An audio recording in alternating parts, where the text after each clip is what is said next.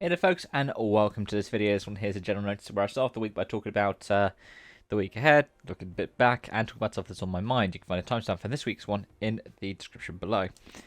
And let's start off by saying I've got a busy week ahead of me, so I don't know what I'm going to be doing when. That said, I'm probably not going to be doing the NIS stream on Wednesday this week because it's the Coke 600, so I might do a special one on Saturday, and that will be broadcast here on YouTube as well as over on Twitch, which will be the first time since the Daytona 500 that I've done that. I think. Pretty sure I did the Daytona 500 on YouTube as well. Yeah, but USR's World Tour is at Alton Park. That'll be a lot of fun. And I think that's it that I've got planned for this week in terms of streams, at least for now.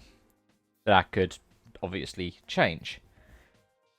In terms of content, I'm pretty sure we've got Extreme E, Ocean X Prix, because I think that's meant to be in May. I cannot remember whether or not we have Formula E this weekend as well, because I've been saying that the past few weeks. I've forgotten when the next one is. But we'll get back to that in due course. In addition to that, content might vary a bit. I've got a very busy week ahead of me with some stuff that hopefully I'll be able to share with you guys soon. But I've got to prioritise a lot of other things as well personally, so you can expect some bits here and there, but not particularly much.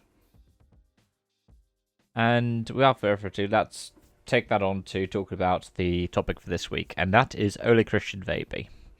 The Hyundai Junior, one of the two drivers for them in WRC2 alongside Oliver Solberg, has received a 6-month suspension from the WRC. That's started now, and it's valid up until the end of November, meaning that he will, under this ban, miss the rest of the season. Co-drivers also received a 3-month ban, so not the full 6 months, and will miss the next 3 months of action.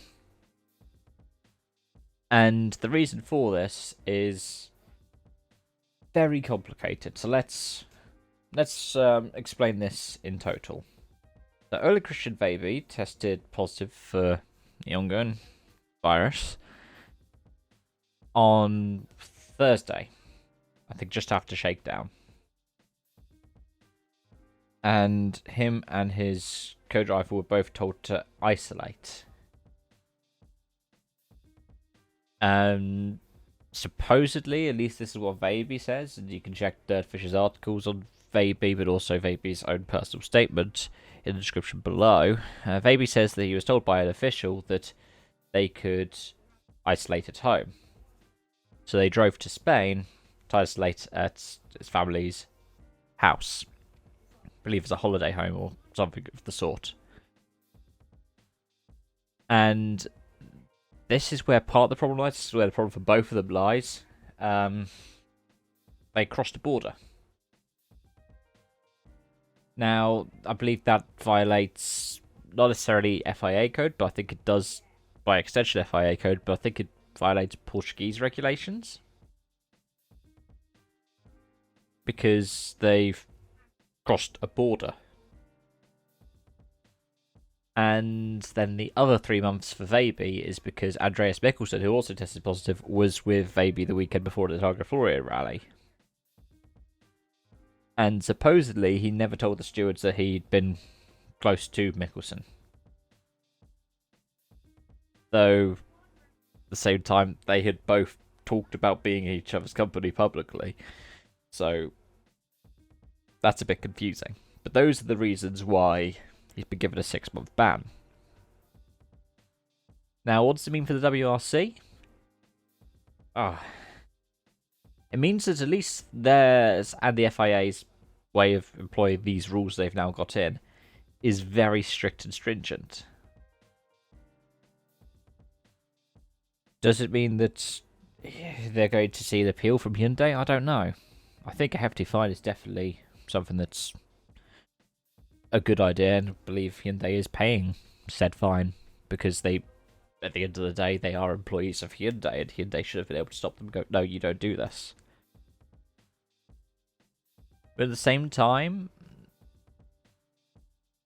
I just think back to F1 last year and the two then racing point drivers, Lance Stroll and Sergio Perez, who both tested positive, and the behaviours that they had, including flying away and abroad, and also going home when they had tested positive, like Stroll had for the German Grand Prix. Him and his dad both got, I believe, a private jet flight home to isolate. In addition to that, all of the bubble breaches that we saw happening last season. And F1 drivers didn't get sanctioned, at least to the same degree. They got a fine, maybe, but it's largely a, hey, don't do that again. I think it's a bit unfair if you look at the breaches that happened in F1, to then see the way that a young rally driver has been sanctioned. And I think it would be different as well if it was a Noid Tanak or a Thierry Neuville or a Sebastian Ogier. I say this referring back to the crash that Ogier had, the RTC. He was involved in a road traffic collision on the Sunday morning in Croatia, where he was pulling over and had a crash with another car on a road section. And again, I feel like, I mean, what I think about the actual crash itself has changed over time, especially when you read all of the different accounts you see come forward. But I feel like someone like Ogier was treated lighter than, say, I don't know, say if one of the junior drivers like John Armstrong or Kochi or Sexx got caught in it. They'd probably be treated a lot harsher, because they're an up-and-coming junior. Do I think this means Veiby's career is over?